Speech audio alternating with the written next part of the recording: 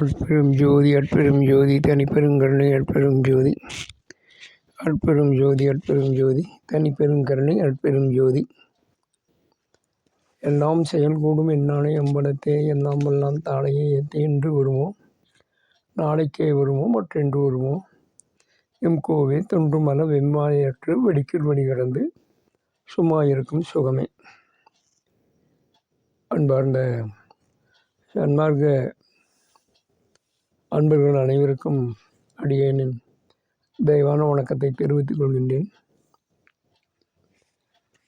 பல பதிவுகள் நான் போட்டிருக்கேன் சன்மார்க்கத்தை பற்றி. சன்மார்க்க வள்ளல் பெருமானாருடைய அந்த குறிப்புகள், அவருடைய வழிகள், சன்மார்க்க வழி எப்படி நடக்க வேண்டும் என்று பல பல நூல்கள் வாயிலாக இந்த உலகுக்கு அறிவித்திருக்கின்றார். ஏன் அப்படின்னா, அந்த உலகத்துக்கு இப்பேற்பட்ட ஒரு அருளாளர் அது நம்ம தமிழ்நாட்டில் கிடச்சிருக்கிறாங்க அப்படின்னா அது மிகப்பெரிய பாக்கியம் இந்த தமிழ்நாடு பண்ணியிருக்கு. ஏன் அப்படின்னா, இந்த உலகத்திலே இருக்கக்கூடிய மதங்கள், மார்க்கங்கள், சமயங்கள் எல்லாமே புற வழிபாடு அப்படின்னு தான் சொல்லிக்கிறாங்க. புற வழிபாடு அப்படிங்கிறது அதாவது கடவுள் உண்மையை தெரிந்து கொள்ள முடியாது. புற வழிபாடு என்பது கடவுள் எப்பேற்பட்டவர் அப்படின்னு சொல்கிறதுக்கு பல்வேறு மதங்களாக பிரிஞ்சிருக்கு, சமயங்களாக பிரிஞ்சிருக்கு, மார்க்கங்களாக ஒவ்வொரு இதுலேயும் அவ்வளோ பிரிஞ்சிருக்கு. அது இதுதான் கடவுளை சுட்டி காட்ட முடியாது, அப்படி இருக்காங்க. ஆனால் வள்ளல் பெருமானார் என்ன சொல்கிறாரு, ஒன்றே கடவுள் அப்படின்னு ஒரே லைன் நினைக்கிறார். இங்கே அநேகமாக இருக்குது, அது தத்துவ நிலை அப்படிங்கிறாரு. ஏகம் அப்படிங்கிறது ஒன்று தான், அது பரநிலை அப்படிங்கிறார். அந்த வழியில் சன்மார்க்கத்தை புரிஞ்சுக்கணும் அப்படின்னா பல அவர் சொல்லக்கூடிய வழிகள் தான் இருக்குது, வேறு எந்த வழியும் இல்லை. அப்படி சன்மார்க்கத்தில் வரும்போது நம்ம முக்கியமாக கடைபிடிக்க வேண்டியது ஆகாரம். இந்த ஆகாரம் அப்படிங்கிறது சத்துவகுண ஆகாரங்களை மட்டும்தான் நாம் கடைபிடிக்க வேண்டும். சத்துவகுண ஆகாரங்களை மட்டும்தான் நாம் கடைபிடிக்கணும். மற்ற எந்த ஆகாரமும் சன்மார்க்கத்துக்கு ஒத்து வராது. அதனால சத்துவகுண ஆகாரம் அப்படின்னு அவர் சொல்கிறார். எந்த உயிரையும் துன்புறுத்தக்கூடாது, கொல்லக்கூடாது, சாப்பிடக்கூடாது அப்படின்னு. அது சத்துவகுணத்துக்கு எதிரானது. சத்துவம் அப்படிங்கிறது இயற்கை சார்ந்த உணவு முறைகள். அப்போ இயற்கை சார்ந்த உணவு முறைகளில் சுத்த சன்மார்க்கம் ஆகாரம் அப்படின்னா என்னங்க ஐயா அப்படின்னு பல சன்மார்க்கத்தில் தீவிரமாக கடைபிடித்து கொண்டு இருக்கக்கூடிய அன்பர்கள், அதில் ஆண் மக்கள் இருக்கிறாங்க, பெண் மக்கள் இருக்கிறாங்க. இவங்க கேட்குறாங்க, சுத்த சன்மார்க்கம் ஆகாரம்னா என்ன அப்படின்னு கேட்குறாங்க. அதுக்கு விளக்கம் வள்ளலார் கொடுத்துருக்கிறாரு. சுத்த சன்மார்க்கம் ஆகாரம் அப்படிங்கிறது வள்ளலாரே கொடுத்துருக்கிறாரு. எதை சுத்த சன்மார்க்க ஆகாரம் அப்படின்னு எடுத்துக்கலாம் அப்படின்னும்போது அது அவரே குறிப்பிட்டிருக்கிறாரு. உரைநடை பகுதியில் பக்கம் 196 இந்த நூல் இருக்கிறவங்க தெரிஞ்சுக்கலாம். நூல் இல்லாதவங்க இந்த மாதிரி நான் கேட்பொழி மூலமாக நீங்கள் கேட்டுக்கலாம். இது முழுக்க முழுக்க வள்ளலாருடைய கருத்துக்கள் தான். அதுலேருந்து நான் மேற்கோள் காட்டி சில விஷயங்களை பேசுகிறேன். சுத்த சன்மார்க்கம் ஆகாரம் அப்படின்னு அந்த தலைப்பு. சுத்த சன்மார்க்க சாதகர்கள் எக்காலத்தும் புழுக்காதிருக்கின்ற வஸ்துவை கொள்ளல் வேண்டும் அப்படிங்கிறார். ஒரு பொருளை வச்சிருந்தால் எக்காலத்திலும் புழுக்காத வஸ்துக்களை அதாவது கெட்டு போகாத பொருள்களை கொள்ள வேண்டும் அப்படிங்கிறார். பழுக்காத அதாவது புழுக்காத வஸ்துக்கள் யாதெனில், அதாவது கெட்டு போகாத பொருள்கள் யாதெனில் சர்க்கரை, அது கெட்டு போகாது அப்படிங்கிறார். தேன், அதுவும் அப்படின்தான். கற்கண்டு, அப்புறம் வெல்லம், அயம் முதலிய செந்தூரம், தாமிரம், அயம் முதலிய பஸ்பம் ஆதலால் அவசியம் ஆகாரத்திற்கு முக்கிய வஸ்து மேற்குறித்தவை அப்படிங்கிறாரு. ஏன் அப்படின்னா சர்க்கரை தெரியுது, தேன் தெரியுது, கற்கண்டு தெரியுது, வெல்லம் தெரியுது. அயம் அப்படிங்கிறது இரும்பு சத்து சார்ந்தது. தாமிரம் அது ஒரு உலோகம். இதெல்லாம் பஸ்பம் செஞ்சு சிற்ப வைத்தியர்கள் எல்லாம் வச்சுருப்பாங்க. அதை நம்ம எந்த அளவுக்கு பயன்படுத்தணுமோ அந்த அளவுக்கு தான் பயன்படுத்திக்கணும்.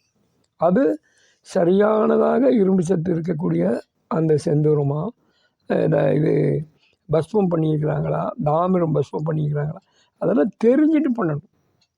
மற்றதெல்லாம் வந்து நாம் எடுத்துக்கலாம், எந்த விதமாக சந்தேகம் இல்லாமல். சர்க்கரை, தேன், கற்கண்டு, வெல்லம் இதெல்லாம் எடுத்துக்கலாம்.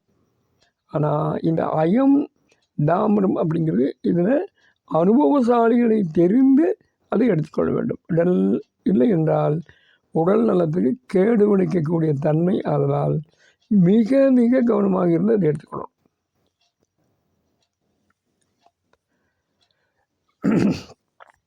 ஆகாரத்துக்கு முக்கிய வஸ்து மேற்கூட்டியது. பரியாயத்தில் சர்க்கரை ஒன்று லவணத்தை, லவணம் அப்படின்னா உப்பு, சர்க்கரை ஒன்று உப்பு குறிப்பாக சொல்வதும் உண்டு. மேற்படி உப்பை அதில் இருக்கக்கூடிய குற்றத்தை துரிச போக்கி வெற்றி கொள்ளக்கூடிய உப்பாக லவணமாய் கட்டி, துரிச போக்கி ஜெய லவணமாக கட்டி ஆகாரத்தில் கொண்டால் தேகம் நீடிக்கும். உப்பை வந்து அதில் இருக்கிற குற்றத்தை போக்குறதுக்கு நம்ம ஒரு வடை சட்டியில் போட்டு அது நல்லா கல்லுப்பு, எனக்கு சொல்லக்கூடியது கல்லுப்பு, அந்த கல்லுப்பு நல்லா நம்ம வறுத்து எடுத்துக்கணும். நல்லா ஆவி அதில் இருக்கக்கூடிய குற்றங்களெல்லாம் நீங்கிற அளவுக்கு அதை சூடு பண்ணி எடுத்துக்கணும். அப்படி எடுத்துட்டா இந்த உடம்பு நீடிக்கும். இதன்றி ஏன் சாப்பிட்றது அப்படிங்கிறது உடம்பு நீடிக்கிறது தான். அப்போ இந்த தேகம் இந்த உப்பும் முக்கியம். இது ரெண்டு, ஏன்னா உப்பு எல்லா சாப்பாட்டுலேயும் சேர்க்குறோம். இது ரெண்டு சத்துவ பதார்த்தத்தில் உப்பு சிறுக சிறுக கொள்ளவும் கூடும். அப்போ நாம் ஒரு சாப்பாடு செய்கிறோம் அப்படின்னா அது சத்துவ பதார்த்தம் தான். உப்பு சிறுக சேர்த்து கொள்ள வேண்டும் அப்படின்னு சொல்கிறார். அப்புறம் சன்மார்க்க ஆகாரம் அப்படின்னு வரும்போது இது வந்து சுத்த சன்மார்க்க ஆகாரம். முதல்ல சொன்னது சர்க்கரை, தேன், கற்கண்டு, வெல்லம், அயம், தாமிரம் இதெல்லாம் வந்து சுத்த சன்மார்க்க ஆகாரம். அப்போ இது ஒவ்வொன்றும் சேரணுமில்ல. அப்போ சன்மார்க்க ஆகாரம்னா அடுத்த ஸ்டெப்பு வர்றார். நெய், பால், தயிர், மோர் இவைகளை ஆகாரத்தில் விசேஷம் சேர்ப்பது தேக நஷ்டம். நெய், பால், தயிர், மோர் இதெல்லாம் இரத்தத்தால் உருவானது. இவைகளை ஆகாரத்தில் விசேஷம் சேர்ப்பது தேக நஷ்டமாகும். அப்போ நாம் நெய் சேர்த்துக்கக்கூடாது, பால் சேர்த்துக்கக்கூடாது, தயிர் சேர்த்துக்கக்கூடாது, மோர் சேர்த்திக்கக்கூடாது அப்படின்னு வள்ளல் பெருமானார் சொல்கிறார். ஏன் அப்படின்னா இந்த உடம்பு கெடுதல் செய்யும் அப்படிங்கிறார். மனிதர்களுக்கு எல்லா தாதுக்களிலும் முதல் தாது கொழுப்பு. மனிதர்களுக்கு அதன் சத்து நெய். அந்த கொழுப்பிலிருந்து வர்றதான் நெய்.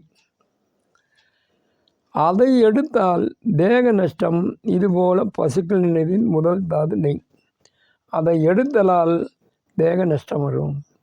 இதுபோல் பசுக்கள் நினைவு முதல் தாது நெய், அதாவது கொழுப்பு. ஆதலால் அதை எடுப்பது சுத்த சன்மார்க்கம் மரபல்ல. அதை எடுப்பது சுத்த சன்மார்க்க மரபு கிடையாது.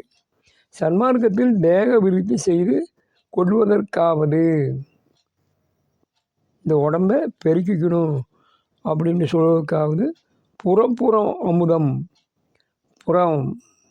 அந்த இன்னொரு புறத்திலிருந்து வரக்கூடிய அமுதம் ஊற்று நீர், புறப்புற அமுதம். புறப்புறத்தில் இருக்கக்கூடிய புறம் அப்படிங்கிறது கரணங்கள், புறப்புறம் அப்படிங்கிறது இந்திரியங்கள். இந்திரியம் மூலமாக வெளியே பார்த்து வரக்கூடிய அமுதம் ஊற்று நீர் தான் அது அமுதம், ஊற்று நீர். ஆதலால் பொற்றாழை கரிசலாங்கண்ணி பொற்றாழை கரிசலாங்கண்ணி வாழை தென்னை முதலியவற்றின் மேல் பெய்கின்ற பனி ஜலம், பனி விழுத அதுலேருந்து சொட்டு சொட்டாக அதில் ஜலம் வரும், மழை ஜலம், மழை நீர், இவைகள் தான் சுத்த ஜலம். அதாவது இயற்கையாக வரக்கூடிய ஊற்று நீர், அப்புறம் பனி நீர், அப்புறம் மழை நீர், இவைகள் தான் சுத்த ஜலம் அப்படிங்கிறார், சுத்த நீர் அப்படிங்கிறார். அல்லது அமுதம் அப்படின்னு கூட எடுத்துக்கலாம். ஏன் அப்படின்னா மனிதனுடைய கைப்படாமல் இயற்கையாக வரக்கூடிய. அதனால் சாதாரண ஜலமும் கொள்ளலாம், அல்லது சாதாரண ஜலமும் கொள்ளலாம் அப்படிங்கிறார். சாதாரண ஜலம்னா நம்ம போர் தண்ணி, பைப் தண்ணி, கிணத்து தண்ணி, இந்த மாதிரி ஆற்று தண்ணி, இந்த மாதிரி சாதாரண ஜலமும் கொள்ளலாம். அதாவது மேற்குறித்த ஜலத்தை 5 3 5 2 நிற்க காய்ச்சி. இப்போது ஜலத்தை வந்து நம்ம சூடு பண்ணி தண்ணீரை காய்ச்சி குடிக்கணும் அப்படிம்பாங்க. அந்த 5 டம்ளர் தண்ணீரை நாம் விட்டு அதில் நாம் 3 பங்காக சுருக்கிக்கணும். அந்த 5 டம்ளர் தண்ணீர், அதில் இருக்கக்கூடியது 2 டம்ளர் தண்ணீர் வெளியே ஆவியாக போன பிற்பாடு இருக்கிறது எவ்வளவு? 3 பங்கு டம்ளர் தண்ணீர் இருக்குது. அதை நாம் எடுத்துக்கலாம். இன்னொன்று, அதே 5 டம்ளரில் மறுபடியும் அவர் சொல்கிறார், சாய்ஸ் சொல்கிறார், மறுபடியும் சாய்ஸ் சொல்கிறார். எப்படி அப்படின்னா, இதில் வரக்கூடிய தண்ணீரில் 5 பங்கில் 3 பங்கு அப்படின்னு நாம் 3 பங்கு நாம் எடுத்துட்டோம் தண்ணி, அதாவது ஆவியாக போயிடணும்.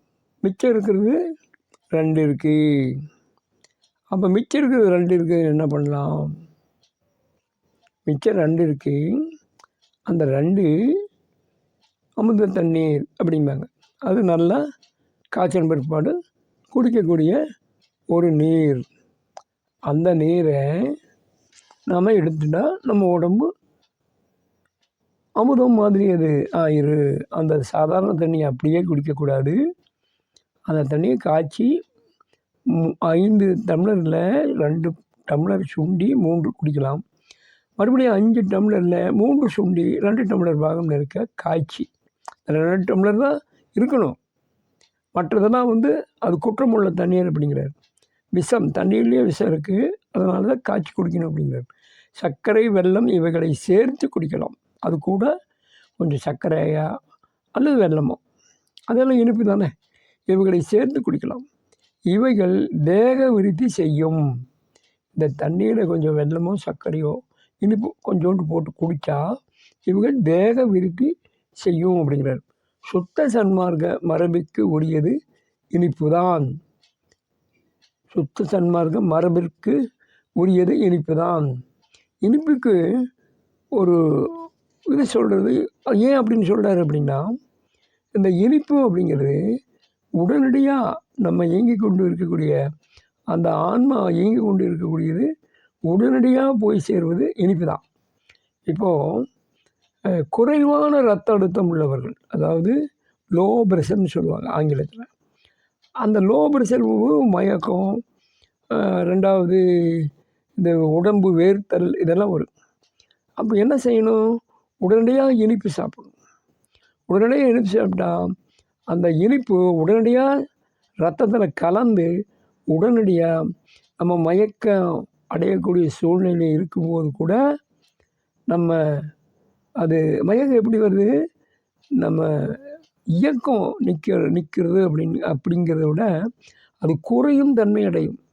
அந்த இயக்கம் குறையும் தன்மை அடையும் போது மயக்கம் வரும். அப்போது இனிப்பு வந்தால் அந்த குறையும் தன்மையிலிருந்து நம்ம விடுபடலாம். இப்போது ஒரு பெட்ரோல் இல்லைன்னா ஒரு வண்டி நின்று போகும், மொள்ள மொள்ள மொள்ள மொள்ள நிற்கும். அதுக்கு முன்னால் நம்ம பெட்ரோல் ஊற்றிட்டா அது நிற்காது. தொடர்ச்சியாக அந்த மாதிரி இனிப்பு லோ ப்ரெஷர் இருக்கிறவங்க இனிப்பு கையில் வச்சுக்கணும், அப்போயே சாப்பிட்ணும். அப்போ சாப்பிட்டா தான் இந்த மயக்கமும் வராது, உயிரிழப்பும் தவிர்க்கலாம். ஆதலால் தேன், சர்க்கரை, கற்கண்டு, வெல்லம் இவைகளை சேர்த்து கொள்வது உத்தமம். இதுதான் சிறந்தது அப்படிங்கிறார். உப்பு தேக நஷ்டம் செய்வது உப்பு. நம்ம உடம்புக்கு கேடு வரும். உப்பை கட்டி ஆகாரத்தில் சேர்ப்பது சித்த மார்க்கம். உப்பை குறைகளெல்லாம் நீக்கி அதை கொஞ்சம் வறுத்தெடுத்து ஆகாரத்தில் சேர்ப்பது அதுதான் சித்த மார்க்கம் அப்படின்னு எடுத்துக்கணும். சர்க்கரை சர்க்கரை எந்த காலத்திலும் புழுக்காது, உத்தம ஆகாரம். மற்ற வஸ்துக்கள் எல்லாம் புழுக்கும் அப்படின்னு ஒரு சொல்கிறார். இந்த மாதிரி ஒவ்வொன்று இந்த விளக்கு இதை சொல்லிகிட்டே இருக்கிறாங்க. சன்மார்க்க ஆகார விளக்கு அப்படின்னு இன்னொரு தலைப்பில் கொடுத்துருக்காரு. சுத்த சன்மார்க்கம் சாத்தியர்கள், நெய் முதலிய வஸ்துக்கள் கொள்ளப்படாது. சுத்த சன்மார்க்க சாத்தியர்கள், அப்போது இவங்கெல்லாம் நெய் முதலிய வஸ்துக்கள் கொள்ளப்படாது. சாதகர்களும் ஒருவாறு கொள்ளப்படும். அதாவது சாதகர்கள் அப்படின்னா இப்போ தான் சன்மார்க்கத்தில் பழகிட்டு இருக்கிறேன் அப்படின்னா அவங்க சாதகர்கள். சாத்தியர்கள் அப்படின்னா சன்மார்க்கத்தில் சில பல அந்த திரைகளெல்லாம் விளக்கி சில பல காட்சிகளெல்லாம் கண்டவர்கள் சாத்தியர்கள். அவங்களுக்கு இந்த நெய் முதலிய வஸ்துக்கள் எடுத்துக்கக்கூடாது. சாதகர்கள் அப்படின்னா இப்போ சன்மார்க்கத்தில் நாம் இப்போ தான் நாம் கொஞ்சம் காலமாக இருக்கிறோம், நான் சாதனை பண்ணிகிட்ருக்குறோம், தவம் பண்ணிகிட்ருக்கேன், இந்த சாப்பாடெல்லாம் எதோ தள்ளணுமோ அதெல்லாம் தள்ளிகிட்ருக்கிறேன்னா அவங்க சாதகர்கள்.